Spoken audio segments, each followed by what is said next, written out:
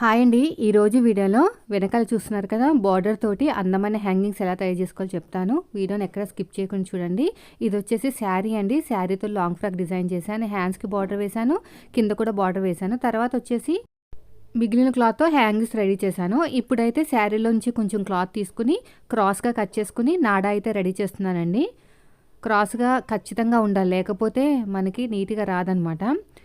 So ఇలా పాదం నుంచి డిఫరెన్స్ తోటి నీట్గా కుట్టుకుంటూ వెళ్తున్నాను. థ్రెడ్స్ అనమాట, వెనకాల మనం థ్రెడ్స్ పెట్టుకుంటాం కదా, అవి ఇలా నీట్గా సన్నగా చూడండి, ఇలా నీట్గా స్టిచ్ చేసుకుంటూ వెళ్ళిపోవాలి. ఇలా మొత్తం కూడా అంతే అయిపోయింది. ఎగస్ట్రా క్లాత్ని మొత్తం కూడా నీట్గా కట్ చేసేయండి. ఇలా ఎగస్ట్రా ఉన్న క్లాత్ని మొత్తం కూడా నీట్గా కట్ చేసుకుంటూ వెళ్ళిపోవాలి. ఇదంతా కూడా అంతే.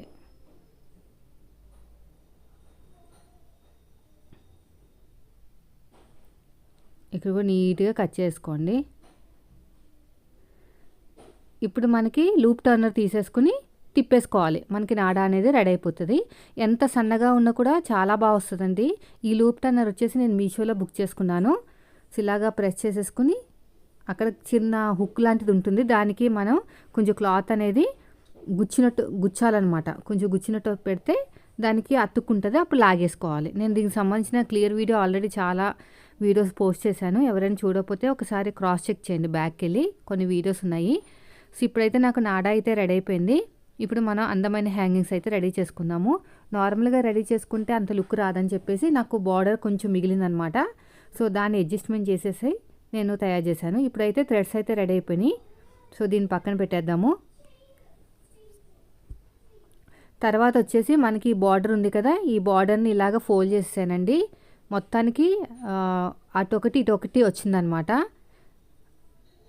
ఇవన్నీ పీసెస్ కింద అయినాయి కదా, జాయిన్ చేసేస్తున్నాను. మనకి సరిపోదు, లేకపోతే పెద్ద బార్డర్ లేదు. ఇలా జాయిన్ చేసేసుకోవాలి. ఇలా ఓపెన్ చేసుకుని ఒక టాప్ స్టిచ్ అయితే వేసేద్దాము. తర్వాత ఇక్కడ కూడా అంతే, ఇలా నీట్గా పెట్టేసుకుని ఇలా స్టిచ్ వేసేయండి. తర్వాత ఇంకొక టాప్ స్టిచ్ అయితే వేసేసేయండి. సో దీనికి కూడా అంతేనండి, ఇలాగా. ఇప్పుడు ఏం చేయాలంటే ఇది కూడా జాయిన్ చేసేద్దాం. మళ్ళీ టాప్ స్టిచ్ అయితే వేసేసుకోండి. ఒక దాని మీద ఒకటి పెట్టేసుకుని స్క్వేర్ లాగా రావాలన్నమాట. ఒక కార్నర్ ఇలా క్రాస్గా కట్ చేసుకుంటే మనకి బాగా వచ్చేస్తుంది నీట్గా. ఇప్పుడు చూడండి, ఈ కార్నర్కి ఒక కార్నర్కి మనకి నాడా పెట్టేసుకుని ఇలా స్టిచ్ వేసేసుకోవాలి. ఇటు సైడ్ నుంచి మళ్ళీ ఇటు సైడ్ నుంచి. మిగతా రెండు సైడ్లు ఓపెన్లోనే ఉంచాలి, ఎందుకంటే లోపల క్లాత్ పెట్టుకోవాలన్నమాట. ఇక చూడండి ఎంత బాగా వచ్చేసింది, చూసారా. ఇప్పుడు ఏం చేయాలంటే క్లాత్, మీకు వేస్ట్ క్లాత్లు ఉంటాయి కదా, అవన్నీ కూడా ఇలా పెట్టేసుకోండి. ఇంత పెద్ద క్లాత్ అవసరం లేదు, దీన్ని కొంచెం కట్ చేసేసి ఇలా లోపల పెట్టేస్తాను. ఇలా ఫోల్డ్ చేసుకుని స్టిచ్ వేసేసుకోవాలి. ఇలా ఫోల్డ్ చేసుకుని స్టిచ్ వేసుకుంటే కొంచెం ఇబ్బందిగా ఉంటుంది. నేను ఏం చేస్తానంటే చిన్న ఫోల్డింగ్ చేసేస్తాను. ఇలాగా లైట్గా పాదం నుంచి డిఫరెన్స్ తోటి మొత్తం కూడా 3 మూలలు ఉన్నాయి కదా, అవన్నీ కూడా ఫోల్డింగ్ చేసుకుంటూ వెళ్ళిపోతున్నాను. ఇలా నీట్గా ఫోల్డింగ్ చేసేసుకుని ఇప్పుడు ఏం చేయాలంటే క్లాత్ పెట్టేసుకోవాలి. ఇప్పుడు క్లాత్ పెట్టేసుకుని ఇప్పుడు టాప్ స్టిచ్ వేసేసుకుంటే ఈజీగా ఉంటుంది. ముందు నేను చెప్పినట్టు చేస్తే కొంచెం కష్టము, నాకు కూడా కష్టమైంది కదా. ఇటైతే చాలా ఈజీగా ఉంటుంది అనమాట. ఇలా కూడా ఇలాగా అయిపోయింది. చూసారు ఎంత అందంగా ఉందో. 3 చోట్ల ఏమన్నా పూసలు పెట్టుకుంటే లుక్ అనేది ఇంకా బాగుంటుంది. సో వాళ్ళ కస్టమర్ని అడిగి పెడతాను, మళ్ళీ వద్దంటే తీసేయాల్సి వస్తుంది. ఇంకోండి ఎంత బాగుందో చూడండి, చాలా బాగుంది కదా. తర్వాత ఈ రెండోది కూడా సేమ్ అంతే. ఇప్పుడు నేను ఎలాగైతే చేశానో అలాగే ఈ కార్నర్కి ఇలా పెట్టేసుకుని స్టిచ్ వేసేయండి. 2 చోట్ల స్టిచ్ వేసేసుకోవాలి. ఇటు కూడా అంతే, ఇలా ఓపెన్ చేసేసుకోండి. వన్ సైడ్ ఇలా ఫోల్డింగ్ చేసి కుట్టేసేయండి. ఇటు సైడ్ కూడా అంతే.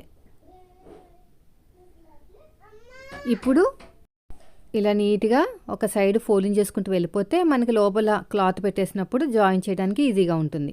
సో ఇప్పుడు క్లాత్ పెట్టేస్తాను. ఇలా క్లాత్ పెట్టేసేయండి.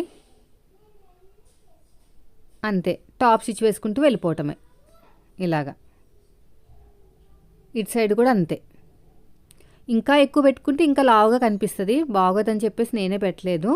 మరీ తక్కువ కాదు, మరీ ఎక్కువ కాదు, యావరేజ్గా పెట్టుకోండి. వేస్ట్ క్లాత్ అంతా పెట్టేశాను అనమాట. అంతేనండి. ఈ డ్రెస్కి సంబంధించిన కటింగ్, స్టిచ్చింగ్ మన స్టిచ్చింగ్ ఛానల్ అప్లోడ్ చేస్తాను. రెగ్యులర్ ఛానల్ ఉంది కదా దాంట్లో. సో ఫైనల్గా అయితే ఈ డ్రెస్కి ఈ హ్యాంగింగ్స్ అనేవి బాగా హైలైట్ అయినాయి. ఇంతకుముందు కూడా నేను ఇలాంటివి పెట్టానండి, ఇంకా చాలా పెట్టాను అనమాట. అది కూడా వాళ్ళకి బాగా నచ్చింది. వాళ్ళవి చూసి మనకి మళ్ళీ కస్టమర్ తీసుకొచ్చారు. అయితే ఎక్కడ థ్రెడ్స్ కుట్టాలి అనేది కొత్త వారికి ఇబ్బందిగా ఉంటుంది కదా. షోల్డర్ దగ్గర కరెక్ట్గా పెట్టేసుకుని అక్కడి నుంచి 3 ఇంచులు ఉండాలండి కిందకి. అక్కడ జాయిన్ చేసుకుంటే మనకి బాగుంటుంది అనమాట. మరీ పైకి అయిపోదు, అలా అని చెప్పేసి మరీ కిందకి అయిపోదు. సో 3 ఇంచులు అయితే ఉండాలి. ఇప్పుడు రఫ్ ఇచ్చేద్దాం. ఇలా నీట్గా రఫ్ ఇచ్చేసేయండి. తర్వాత ఇక్కడ కూడా అంతే,